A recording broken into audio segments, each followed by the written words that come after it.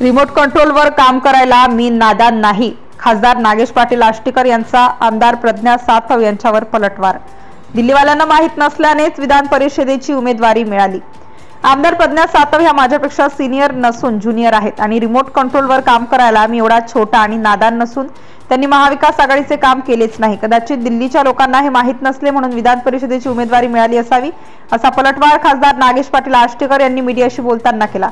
तसेच मराठा आरक्षणाबाबत मी 22 तारखेला सुरू होणाऱ्या दिल्ली येथील अधिवेशनात मांडणार असल्याचेही सांगितले. काय म्हणाले नागेश पाटील आष्टीकर, सविस्तर पहा. प्रतिनिधी अनिता चव्हाण.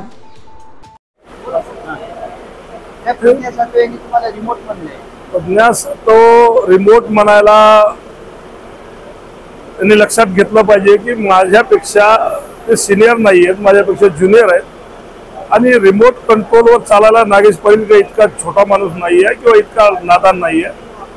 त्यांनी आघाडीचं काम केलं नाही हे सगळ्या जनतेने पाहिलं आणि केलं नाही तर केलंच नाही. आम्ही नक्की पण सांगणार, हमेशा सांगणार, जिथं म्हणून तिथं सांगणार.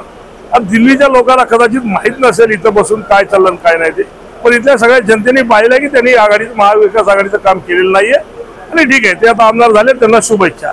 त्यांच्या पक्षाने त्याला तिकीट दिलं, त्यांची मर्जी आहे, पक्षाची मर्जी. आम्ही त्याला काय बोलू शकतो? आम्ही आमचं तक्रार करायचं काम योग्य केलेलं आहे आणि जे फॅक्ट आहेत ते सांगितलेलं आहे.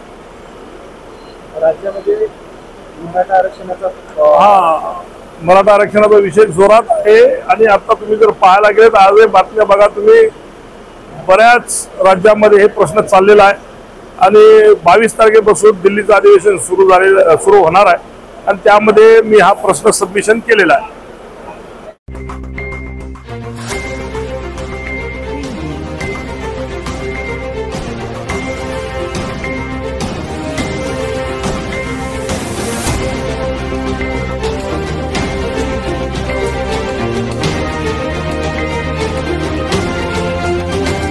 ATV न्यूज, बातमी जनकल्याणाची.